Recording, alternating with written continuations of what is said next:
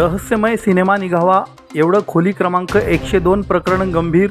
शिवसेना नेते खासदार संजय राऊत यांची पत्रपरिषद. सरकार गुलमोहर कांड दडपतंय, गुन्हा दाखलची नौटंकी, आमचा जबाब का घेतला नाही, अनिल गोटेंचा सवाल.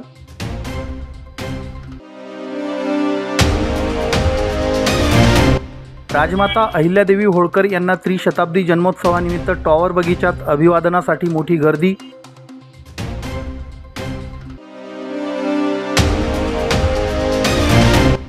धुळे जिल्हा मराठी पत्रकार संघातर्फे पत्रकार भवनात राजमाता अहिल्यादेवी होळकर यांच्या प्रतिमेचं पूजन.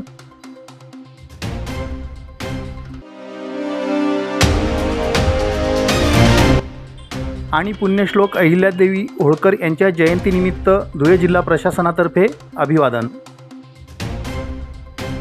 राज्यासह देशात सध्या धुळ्यातील खोली क्रमांक 102 प्रकरण प्रचंड गाजत आहे. एखादा रहस्यमय सिनेमा निघावा इतकं हे प्रकरण गंभीर आहे, असं शिवसेना उबाठा नेते खासदार संजय राऊत यांनी धुळ्यात पत्रकार परिषदेत सांगितलं.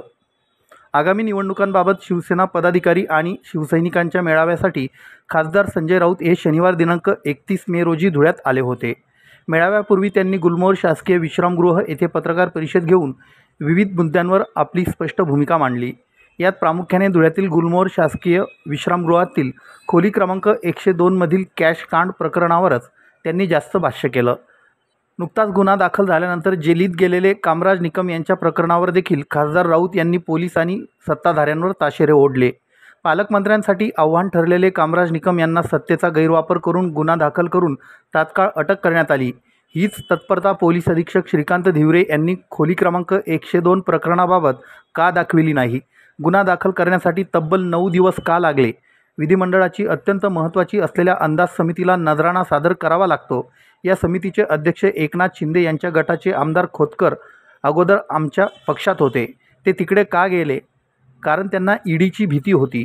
मुळातच भ्रष्टाचाराची पार्श्वभूमी असल्याने ते भ्रष्टांच्या गटात गेले. खोली क्रमांक 102 बाबत मुख्यमंत्र्यांनी नेमलेली SIT आहे कुठे? आता गुन्हा दाखल झाला आहे तर SIT हवी कशाला, असा प्रश्नही खासदार राऊत यांनी उपस्थित केला. या प्रकरणात माजी आमदार अनिल गोटे हे मुख्य साक्षीदार आहेत. त्यामुळे खोली क्रमांक 102 प्रकरण दडपण्याचे कितीही प्रयत्न झाले तरी ते आम्ही होऊ देणार नाहीत. आम्ही लढतोय आणि लढत राहू. याचबरोबर कामराज निकम प्रकरण देखील आम्ही सोडवू. खोटे गुन्हे दाखल करून आमचं मनोबल खच्चीकरण कुणीही करू शकत नाही. अशा अनेक प्रयत्नांमुळे आम्ही अगदी कणखर झालो आहोत. त्यामुळे लढणं ही आमची सवय आहे, असंही खासदार राऊत म्हणाले. पत्रकार परिषदेला माजी आमदार अशोक धात्रक, माजी आमदार अनिल गोटे, अद्वै हिरे, शुभांगी पाटील, शिवसेना जिल्हा प्रमुख अतुल सोनवणे यांच्यासह पदाधिकारी उपस्थित होते. उत्तर महाराष्ट्राचा दौरा सुरू आहे. म्हणजे शिवसेनेचे सगळे प्रमुख नेते महाराष्ट्रात तुमचा अटेंड ते येणाऱ्या आगामी महानगरपालिका निवडणुकांची तयारी करतात. जगावला होतो आता धुळ्यात पोचलो. धुळ्यात पोचल्यावरती बाहेर आल्यावरती पहिले मी आमच्या लोकांना विचारलं की अनिल अण्णा गोटे यांनी ज्या खोलीवर झाड घातली 102 नंबरची खोली कुठे आहे?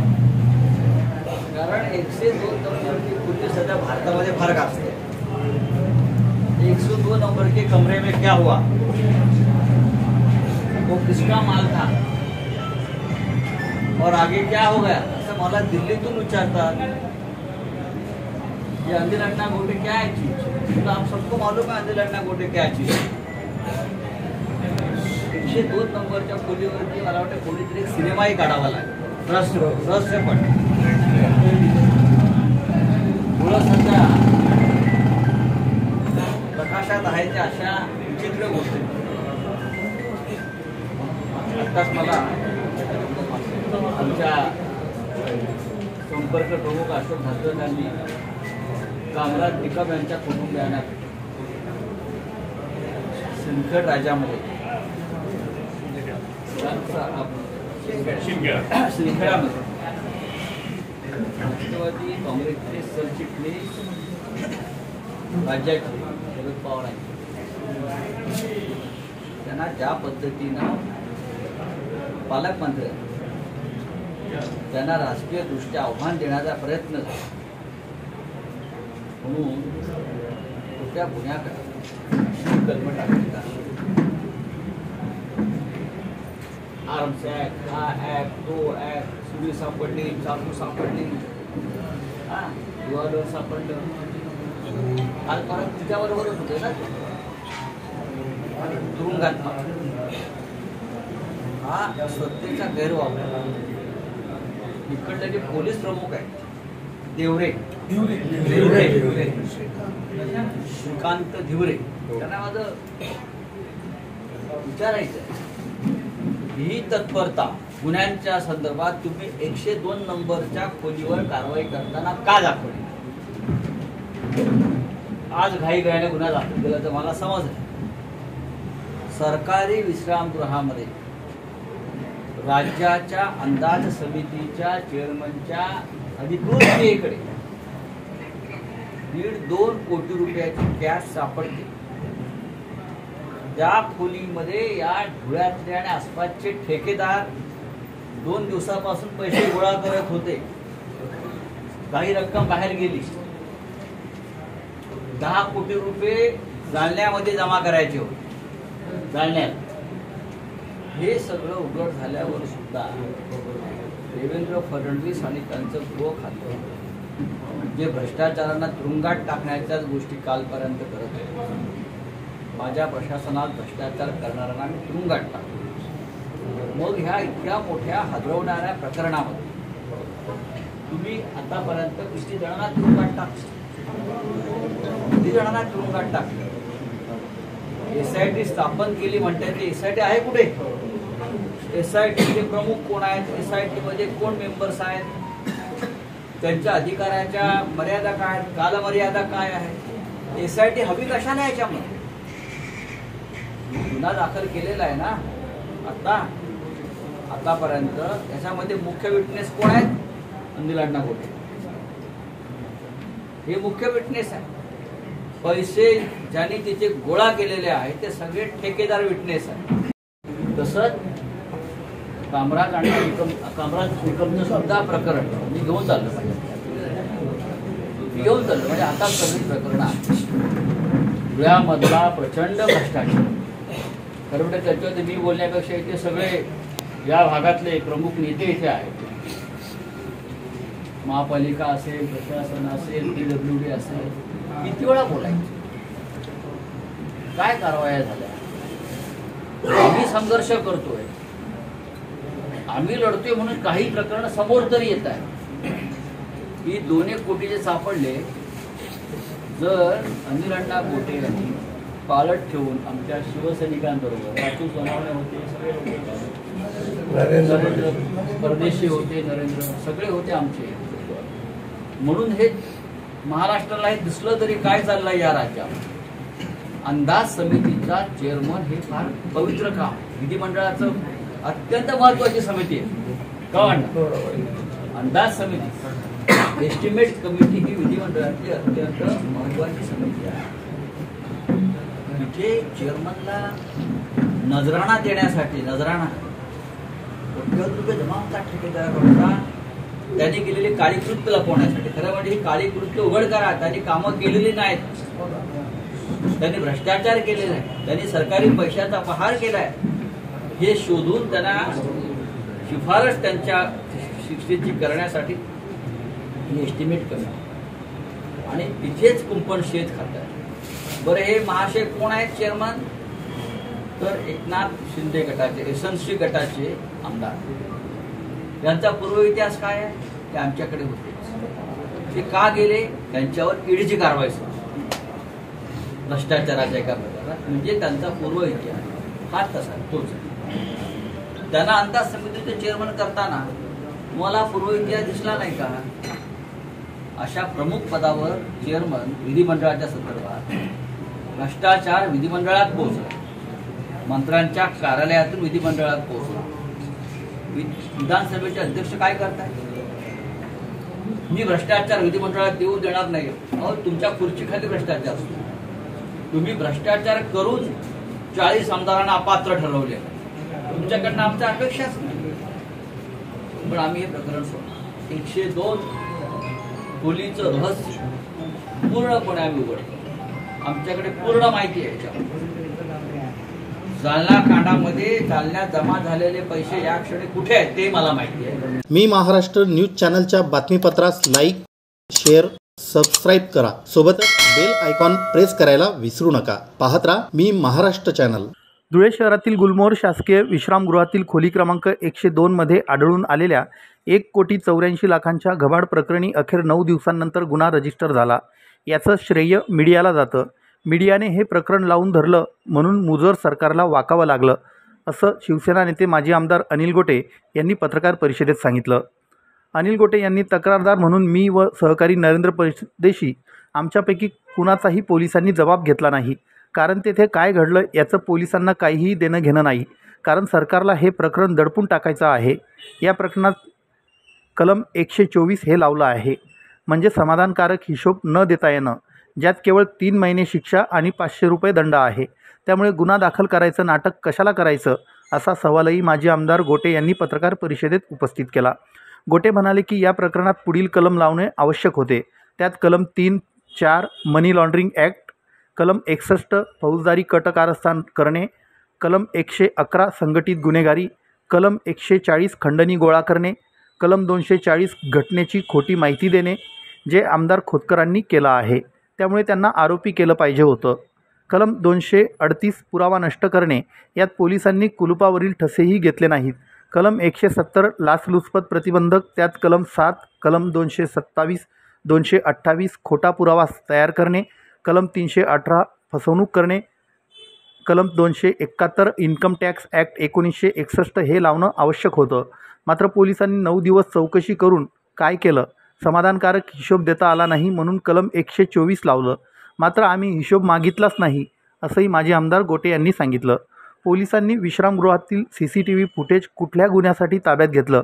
विश्रामगृहातील शिपायांचे जाबजबाब घेतले, त्यासाठी त्यांच्यावर दडपण आणलं, ते कुठल्या आधारावर? तपास आयकर विभागाकडे दिला, मग तुम्ही तपास का करीत आहात? असे अनेक प्रश्नही माजी आमदार अनिल गोटे यांनी पोलिसांबाबत केले.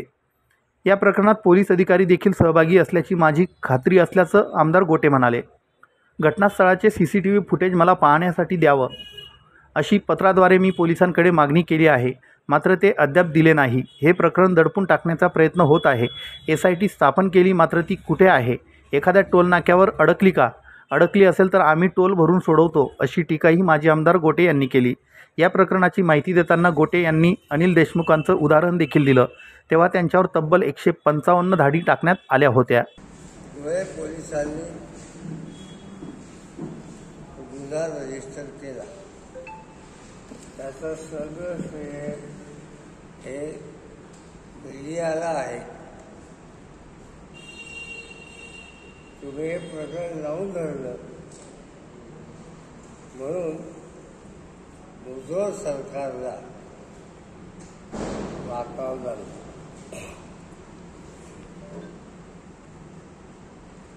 हा गुन्हा रजिस्टर करताना मी प्रत्यक्ष तक्रारदार आहे. माझे सहकारी नरेंद्र परदेशी हे सहकारी आहे. आमच्यापैकी कुणाचाही जबाब नोंदवलेला नाही. म्हणजे तिथे काय घडलं, काय परिस्थिती होती, याचं पोलिसांना काही घेणं नाही. या कारस्थानामध्ये धुळे जिल्ह्याचे पोलीस अधिकारी सुद्धा सहभागी आहेत. याबद्दल माझ्यासारख्या माणसाच्या मनामध्ये काही शंका नाही. आणि म्हणून मी जे सांगितलं तर 240 आणि 238 घडलेल्या घटनाची खोटी माहिती दिली आणि पुरावा नष्ट करायचा प्रयत्न करणे हे भारतीय न्याय संहितेच्या नव्या कर्माप्रमाणे आहे.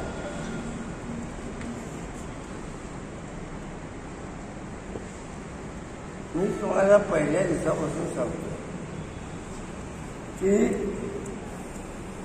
हे प्रकरण दडपून टाकण्याचा प्रयत्न हा महाराष्ट्र शासनाकडून होतोय.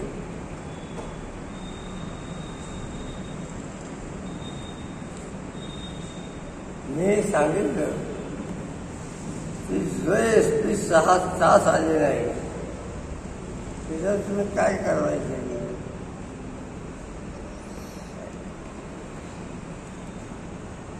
हा माझा पण नाही. हा ज्या जनतेने 3 वेळा मला पैसे न घेता निवडून दिलं त्याच भविष्य जनतेचा आभार.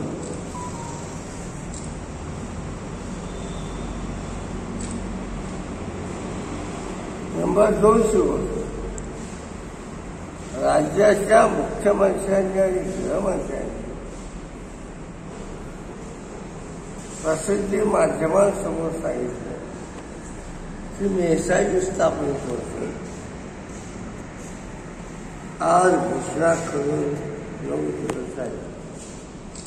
कुठे SIT 2 लाखावर अर्जाचं येत आम्ही चोर भरून सोडून केलं. त्यांनी सांगितलं विधानसभेचे अध्यक्ष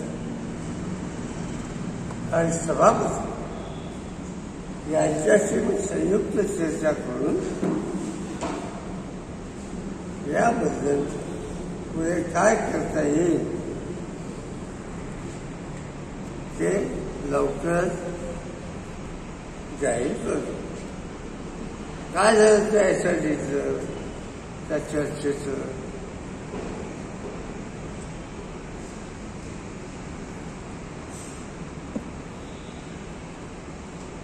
या सगळ्या घटनांचा अर्थ जर मला विचाराल तर स्पष्ट शब्दात सांगतो सरकारला हे प्रकरण दडपून टाकायचं आहे.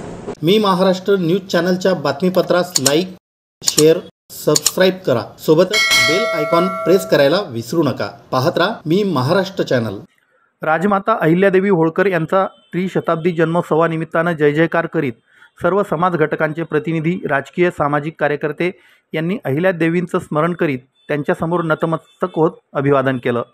अहिल्यादेवी होळकरांना अभिवादन करण्यासाठी सामाजिक, राजकीय कार्यकर्त्यांची धुळे शहरातील टॉवर बगीचा येथे अहिल्यादेवींच्या स्मारकाजवळ रीग लागली होती.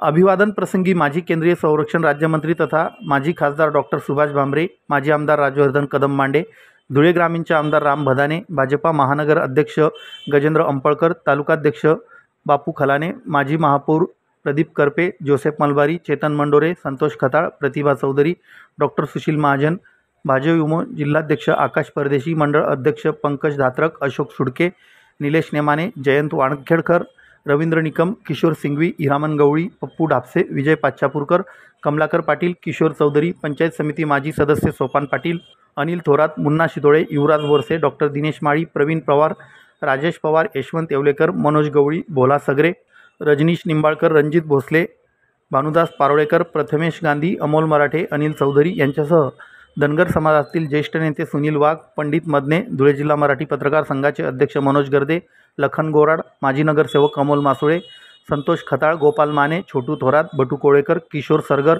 गोरख पाटील, चुडामन पाटील, मनोज कोळेकर, अशोक गिळे, भैया कोळेकर, युवराज हटकर, मुकुंद अहिरे, संदीप खताळ, विनोद खेमनर, राकेश खेमनर, सतीश उघडे, तुषार गर्दे, गणेश गर्दे, नंदू वाघ, दीपक बागले, आनंदा ठोंबरे, सोमनाथ पाटील, मोहन ठोंबरे, शांतीलाल पाटील, गुलाब ठोंबरे, मनोज पिसे, बबलू गर्दरे, राजेंद्र देवरे, युवराज पोकळे, भास्कर विरकर, रवी सरगर, मनोज सरगर, शुभम माने, जितेंद्र गलांडे, किरण डोमाळे, चेतन पाठक, रतिलाल पाटील, विकास महानोर, विजय महानोर, गणेश पाटील, नंदू बागले, सराज सरगर, नाना वाघ, ज्ञानेश्वर बागुल, कैलास बागुल, गोरख गर्दे, बबलू गर्दे, रोहित गर्दे, इमेश गर्दे, चेतन पंडित, विलास पाटील, सुनील पाटील, गुलाब सुपनर, बबन पाटील, हिम्मत बागुल, सतीश बागुल, राहुल बागुल, रवींद्र बागले, संतोष थोरात, विशाल लंके, डॉक्टर विजय पाटील, दीपक खंडीकर, भारत ठाकरे, विनोद देवकाते, राजेंद्र मुसगे, वाल्मिक जतकर, भैया पायनोर, सुनील कोठावदे यांच्यासह समाज बांधव मोठ्या संख्येनं उपस्थित होते.